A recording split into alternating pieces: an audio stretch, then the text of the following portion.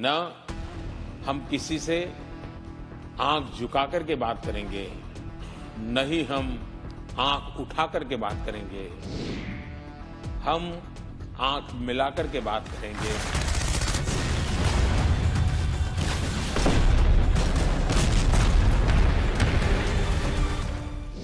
मैं इस गरिमामयी सदन को अरुणाचल प्रदेश के तमाम सेक्टर में हमारी सीमा पर 9 दिसंबर 2022 को हुई एक घटना के बारे में अवगत कराना चाहूंगा। प्रधानमंत्री और रक्षा मंत्री की बातों से एक बात तो दुनिया साफ समझ गई है कि भारत की सोच अब कहां है। इसे संयोग कहें या आत्मविश्वास, जिसके बदौलत न सिर्फ हमने देश के ऊपर आए हर संकट का सामना किया है, बल्कि विश्व में खुद को विश्व गुरु बनाने के मुहावरे को भी सच कर दिखाया है।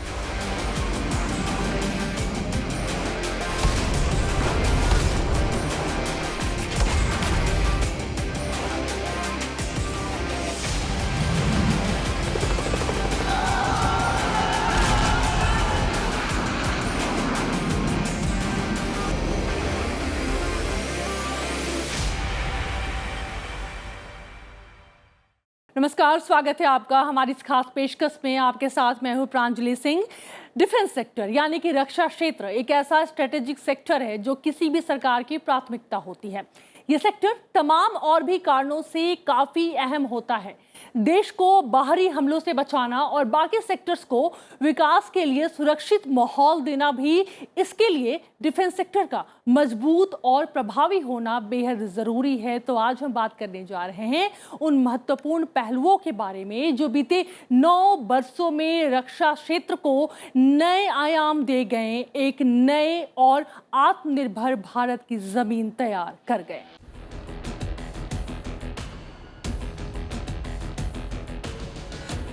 साल 2014 से 2023 के बीच भारत ने रक्षा क्षेत्र पर कितना ध्यान दिया, कितना आधुनिकीकरण हुआ, कितने रिफॉर्म्स हुए, कितना निवेश आया, इस पर आज हम चर्चा करेंगे। 21वीं सदी का नया भारत नए मौके और नई जमीन का स्वागत कर रहा है। हम सुधारों के रास्ते पर हर क्षेत्र में क्रांति ला रहे हैं। डिफेंस सेक्टर इस फेहरिस्त में काफी ऊपर है। देश के रक्षा निर्यात में जबरदस्त इजाफा हुआ है और ये अब तक के उच्चतम स्तर पर पहुंच गया है। पिछले 9 वर्षों में देश का रक्षा निर्यात रिकॉर्ड 23 गुना बढ़ा है। वित्त वर्ष 2013-14 में भारत का रक्षा निर्यात तकरीबन 686 करोड़ रुपए था। ये वित्त वर्ष 2022-23 में बढ़कर तकरीबन 16,000 करोड़ रुपए तक पहुंच गया है। आंकड़े बताते हैं कि वैश्विक स्तर पर भारत रक्षा सामग्री निर्माण में अपनी भूमिका लगातार बढ़ा रहा है। फिलहाल भारत 85 से अधिक देशों को रक्षा सामग्री का निर्यात कर रहा है। हमने सिर्फ डिफेंस का बजट ही नहीं बढ़ाया है, ये बजट देश में ही डिफेंस मैन्युफैक्चरिंग इकोसिस्टम के विकास में भी काम आए, ये भी सुनिश्चित किया है। रक्षा उपकरणों की खरीद के लिए तय बजट का बहुत बड़ा हिस्सा आज भारतीय कंपनियों से खरीद में ही लग रहा है। हमारा लक्ष्य है कि 2024 से 25 तक हम निर्यात के इस आंकड़े को $1.5 अरब से बढ़ाकर $5 अरब तक ले जाएंगे। रक्षा के क्षेत्र में किए गए प्रयास भारत के लिए एक लॉन्च पैड की तरह काम करेंगे। अब यहाँ से भारत दुनिया के सबसे बड़े रक्षा उत्पादन वाले देशों में शामिल होने के लिए तेजी से कदम बढ़ाएगा। इसमें हमारे निजी क्षेत्र और निवेशकों की महत्वपूर्ण भूमिका रहने वाली है। जब कोई देश नई सोच, नए दृष्टिकोण के साथ आगे बढ़ता है तो उसकी व्यवस्था भी नई सोच के हिसाब से ढलने लगती है। हमारा भारत भी उसी ओर अग्रसर है। बीते कुछ सालों में मोदी सरकार का जोर आत्मनिर्भर भारत की बुनावट पर रहा है। तकरीबन हर क्षेत्र में देश को आत्मनिर्भर बनाने की कोशिश की जा रही है। खास करके रक्षा क्षेत्र को, सेना के तीनों अंगों को हाईटेक बनाने के लिए ज्यादातर हार्डवेयर और सॉफ्टवेयर अब देश में ही बन रहे हैं। रिसर्च एंड डेवलपमेंट पर खासा ध्यान दिया जा रहा है ताकि उन्नत फाइटर जेट, ड्रोन, जंगी जहाज, मिसाइल बनाया जा सके। तो चलिए जानते हैं बीते 9 सालों में तीनों सेनाओं में कितना कुछ बदला है। लेकिन सबसे पहले बात भारतीय थल सेना की।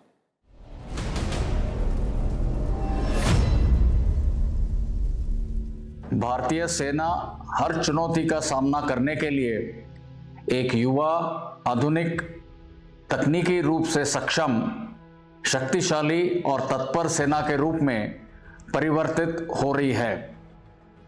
इस लक्ष्य को स्वरूप दे रहे हैं भारतीय सेना के परिवर्तन के 5 स्तंभ।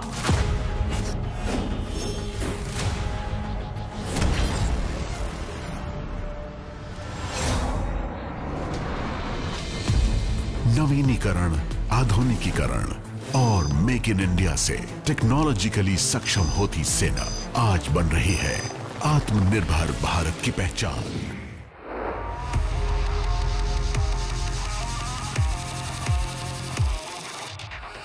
आपको याद होगा कि प्रधानमंत्री नरेंद्र मोदी ने लाल किले से सीडीएस की घोषणा की थी, जिनकी नियुक्ति भी जल्द ही हो गई थी।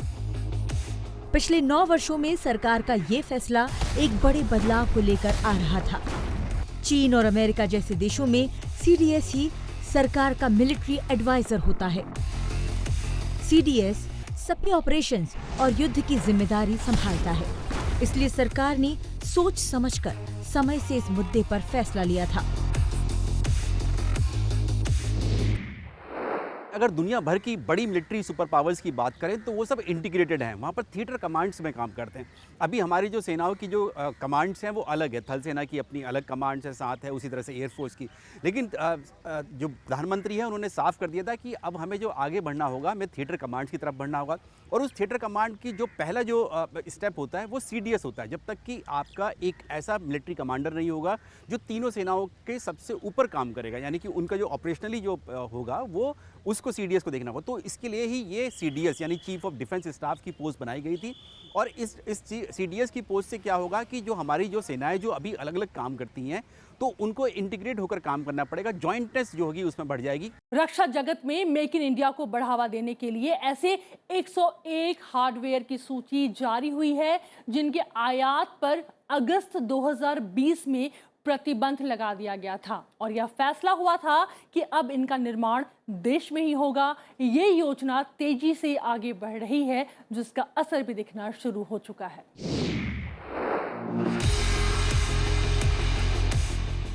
रक्षा उत्पादन के क्षेत्र में स्वदेशीकरण और आत्मनिर्भरता बढ़ाने के लक्ष्य में हम आगे बढ़ रहे हैं। रक्षा मंत्रालय समय समय पर PIL को मंजूरी देता है, जिसमें ऐसी रक्षा सामग्री की जानकारी होती है जिसे हम अपने ही देश में बना रहे हैं, जिसके अंतर्गत अब तक रक्षा मंत्रालय 4 PIL जारी कर चुका है। सूची में लाइन रिप्लेसमेंट यूनिट्स और कलपुर्जे शामिल हैं। इस सूची के तहत आने वाले तकरीबन 2500 से ज्यादा उपकरणों का स्वदेशीकरण हो चुका है और आगे भी इसमें तेजी से काम चल रहा है। मैं भारत की सेनाओं को बधाई दूंगा। उन्होंने 300 से अधिक हथियारों, उपकरणों की सूची बनाई है जो मेड इन इंडिया ही होंगे और उनका उपयोग हमारी सेनाएं करेगी। उन चीजों को हम बाहर से नहीं लेंगे। मैं इस निर्णय के लिए तीनों सेनाओं के सभी साथियों को बहुत बहुत बधाई देता हूं। अब आपको बताते हैं भारत के कई हथियारों की विदेशों में डिमांड के बारे में। भारत के कई हथियारों की विदेशों से खूब डिमांड आ रही है, जैसे कि BrahMos missile, Akash missile, Dornier 228, 155 mm advanced artillery guns, armed vehicles और पिनाका रॉकेट की दुनिया के काफी देशों में डिमांड है। भारत के LCA तेजस, लाइट कॉम्बैट हेलीकॉप्टर और एयरक्राफ्ट कैरियर की मांग भी कई देशों में बढ़ रही है। साथियों, ऐसे प्रयासों का परिणाम अब दिखने लगा है।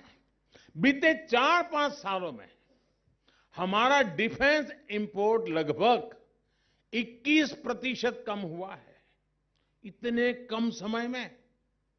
और ये नहीं कि हमने पैसे बचाने के लिए कम किया है, हमने हमारे यहां उसका ऑल्टरनेट दिया है। आज हम सबसे बड़े डिफेंस इंपोर्टर के बजाय एक बड़े एक्सपोर्टर की तरह तेजी से आगे बढ़ रहे हैं। बॉर्डर इंफ्रास्ट्रक्चर की बात करें तो सीमा सड़क संगठन यानी कि बीआरओ ने कुछ योजनाओं को डेडलाइन से पहले तैयार कर दिया है।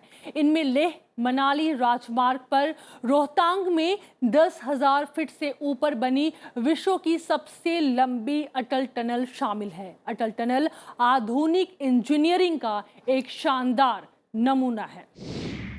देखिए, बॉर्डर रोड ऑर्गेनाइजेशन ने पिछले 7-8 साल में बहुत अच्छा काम किया है, क्योंकि हमारा जो इस वक्त जो कॉन्फ्लिक्ट जो चल रहा है वो एलएसी पर चल रहा है, चाइना के साथ चल रहा है। तो चाइना ने अपना इंफ्रास्ट्रक्चर तो 1962 के बाद से ही उसने बहुत ज़्यादा किया, लेकिन हम लोगों की कहीं ना कहीं वो पॉलिसी थी कि हम अपना इंफ्रास्ट्रक्चर बॉर्डर पर नहीं करेंगे, डर लगता था। लेकिन पिछले 8-10 साल में बॉर्डर रोड ऑर्गेनाइजेशन ने, क्योंकि एक पॉलिसी बिल्कुल साफ है कि अब हमें अपना जो इंफ्रास्ट्रक्चर डेवलपमेंट है बिल्कुल चाइना के साथ मिरर जो है इंफ्रास्ट्रक्चर डेवलपमेंट खड़ा करना है, तो उसमें जो है बीआरओ ने बहुत महत्वपूर्ण भूमिका निभाई है।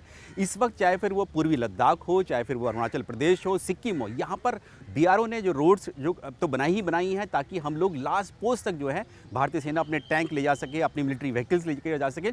उसके साथ साथ जो एक जो चाहे फिर छावनियाँ हो उनकी, चाहे फिर स्टोरेज हो, एम्यूनिशन हो, इन सब का काम या एयरफील्ड्स बनानी हो फॉरवर्ड एरिया में, उसके लिए बीआरओ ने बहुत महत्वपूर्ण भूमिका निभाई है।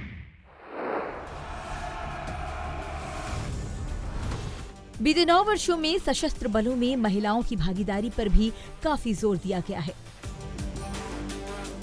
शॉर्ट सर्विस कमीशन यानी एसएससी में महिला अधिकारियों को स्थायी कमीशन देने के लिए भारतीय सेना की 10 धाराएं खोली गईं। इतना ही नहीं, शैक्षणिक सत्र 2020-21 से सभी सैनिक स्कूल छात्राओं के लिए खोल दिए गए हैं। रक्षा क्षेत्र में भारत ने निजी क्षेत्र की भागीदारी को बढ़ावा देने के लिए एफडीआई की सीमा 49% से बढ़ाकर 74% कर दी है। इससे निजी क्षेत्र के साथ बढ़ी हुई भागीदारी से रक्षा निर्यात में पर्याप्त वृद्धि हुई है।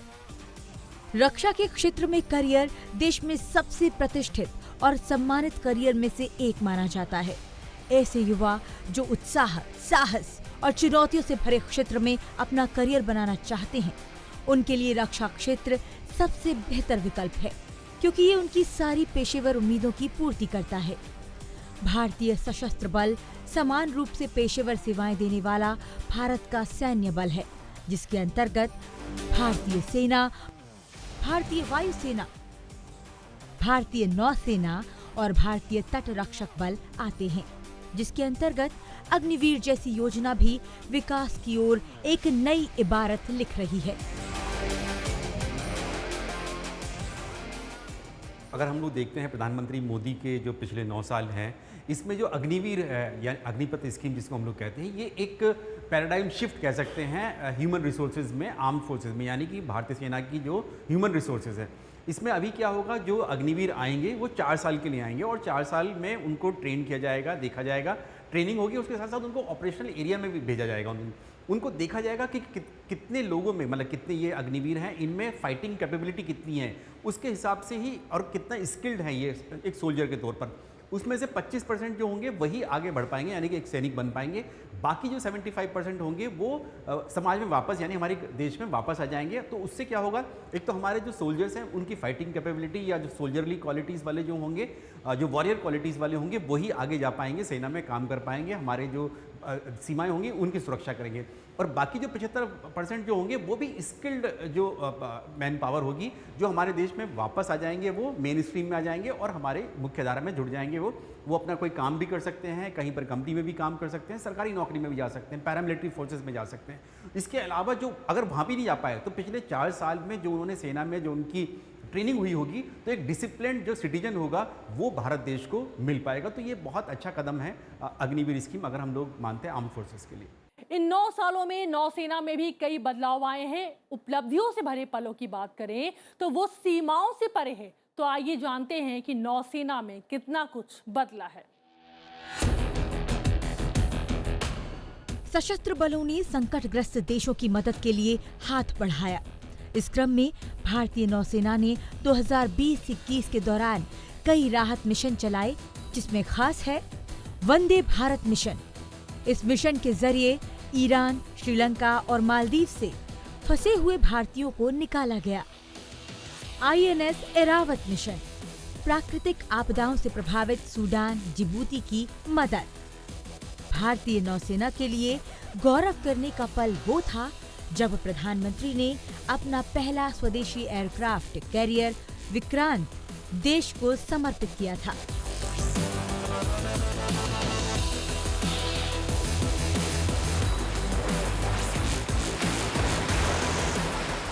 The Navy has made to the top leadership is that we will become a Atmanirbhar Navy by 2047. On the 2nd of September, the Vikrant, the first indigenous aircraft carrier, was commissioned at Kochi by our Honorable Prime Minister. देश में बना शक्तिशाली युद्धपोत INS Mormugao को 18 दिसंबर 2022 को नौसेना के सुपुर्द किया गया। इस विध्वंसक युद्धपोत को भारतीय नौसेना के वॉरशिप डिजाइन ब्यूरो ने डिजाइन किया है। 2024 तक ये नौसेना को सौंप दिया जाएगा।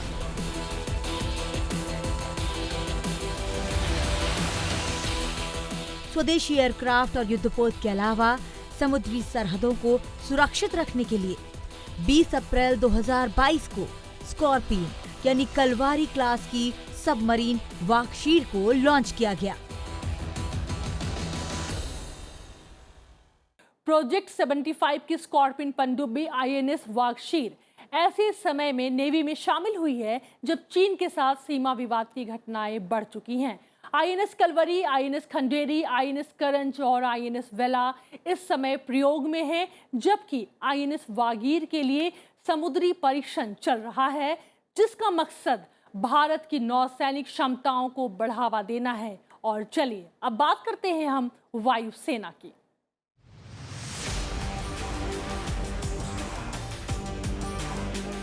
भारतीय वायुसेना अमेरिका, चीन और रूस के बाद दुनिया की चौथी सबसे बड़ी वायुसेना है। इन 9 सालों में भारतीय वायुसेना काफी एडवांस हुई है। इसके साथ ही भारतीय वायुसेना आत्मनिर्भरता पर जोर देने के अपने प्रयासों में भी सफल रही है, जिसका सबसे बड़ा एग्जाम्पल है ब्रह्मोस, जो कि स्वदेश में निर्मित है। भारत ने चिनूक जैसे भारी लिफ्ट हेलीकॉप्टर और अपाचे जैसे हेलीकॉप्टर को अपनी वायुसेना में शामिल किया है। दूसरी ओर आधुनिक राफेल विमान भी भारतीय वायुसेना के बेड़े में शामिल है। HAL और DRDO साथ मिलकर भारतीय वायुसेना के लिए देश में ही उन्नत किस्म के विमान और हेलीकॉप्टर जैसे तेजस, रुद्र, चेतक और हाल ही में प्रचंड का निर्माण कर रहे हैं, जो भारतीय वायुसेना के मेक इन इंडिया विजन और देश की आत्मनिर्भरता को प्रदर्शित करता है। We have signed a contract for 83 LCA Mark 1As. We are also in the pipeline to get the LCA Mark 2s and the AMCA.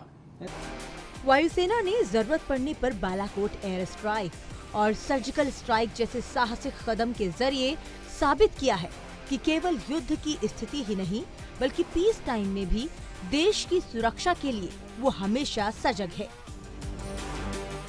आज भारतीय वायुसेना की ताकत का अंदाजा केवल लगाया ही नहीं जाता, बल्कि आए दिन उसकी मिसाल भी देखी जा सकती है।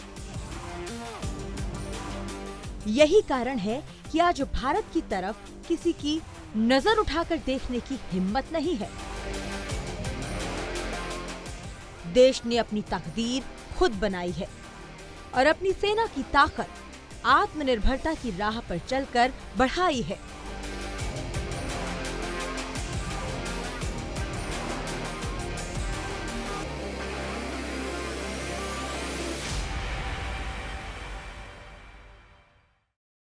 जिस आत्मनिर्भर भारत का सपना हमने देखा है वो निश्चित तौर से पूरा हो रहा है और उम्मीद है कि आगे आने वाले 25 सालों में हम कह सकेंगे कि भारत हर क्षेत्र में विकसित हो चुका है।